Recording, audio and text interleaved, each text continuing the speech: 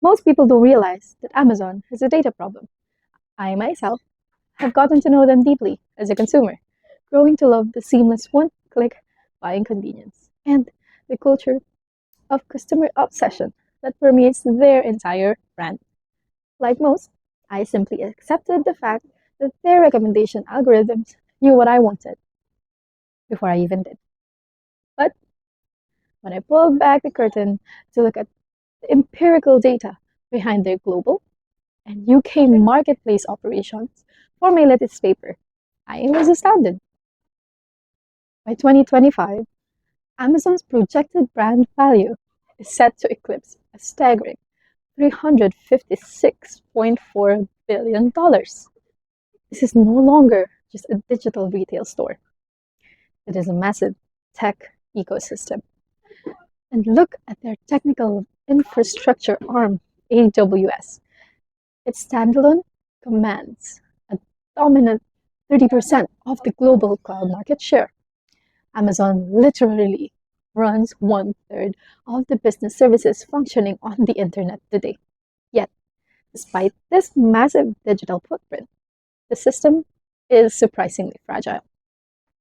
Consider the United Kingdom, Amazon's third largest global revenue generator. The UK market has become an intense battleground shaped by a severe macroeconomic cost of living crisis and high consumer price sensitivity.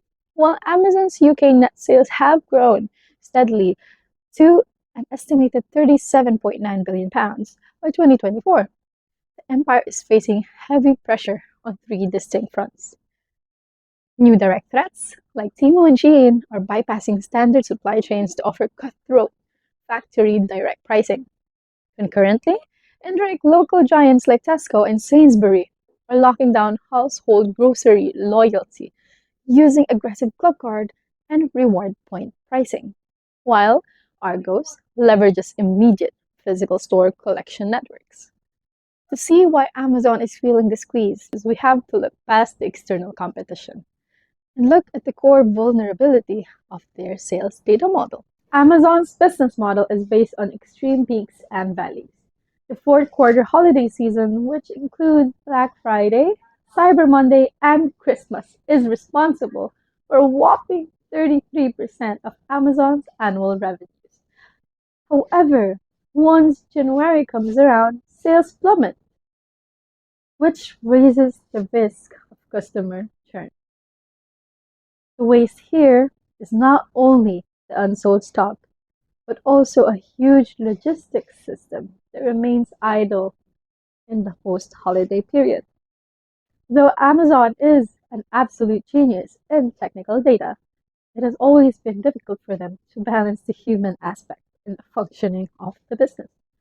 Because how might a company implement more than 10,000 green electric delivery vans on UK roads to achieve a net zero environmental target, but can also be subject to significant criticisms from both social backlash and trade union concerns over supervision and treatment of not only those delivery vans, but also its warehouse workers? What makes their machine learning system so responsive to actual disruption in the real world? They can foresee that a postal code in the UK with a lot of dusty days will have a lot of umbrellas sold before any rain falls, but their logistics are fully exposed to macro geo shocks. My name is Camille Diano. Welcome to a deep dive into the strategic future of e-commerce and how Amazon needs to move from being data-driven to data-informed.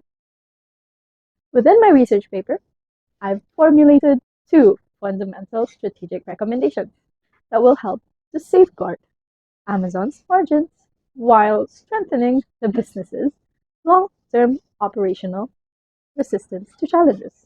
The first is my proactive complex zone risk modeling system. Amazon is currently a leader in local predictive logistics, bringing goods to your neighborhood before you order. However, they need to do more in the context of today's uncertain world. Amazon's real-time geopolitical intelligence, live news feeds, and satellite imaging can be integrated into their supply chain network. allowing them to anticipate potential disruptions or shipping channel blockages in high risk areas before they even occur. The system will automatically reroute high priority inventory to a specific global safe hub, thus keeping critical quarter four holiday supply chain safe rather than reacting to costly delays when there's a crisis. Second, my approach to hyper personalization with AI. Amazon should focus its generative AI initiative away from showing users random ads and towards usage life cycles of household items in a consumer's home. The AI will also perform accurate predictions of when a particular household is running low on items they need on a daily basis, such as the coffee they love or the laundry detergent they use. Amazon can provide a customized package of restocking items at the right time and at the right place and at the right price. This is helpful for families with limited budgets and also helps to ease Amazon's seasonal fluctuations. And finally, it's not only about being data driven to survive. The future of retail. A business that blindly follows numbers on a screen is unable to see the unexpected swings in human behavior and current world events. True market leadership is about being data informed, the art of striking a balance between being hyper efficient with machine learning and being human centric and empathetic to the market. But if Amazon does these things right, it will demonstrate that an automated corporate giant can be made into a compassionate business that has a grasp of the true daily lives of the people that it serves.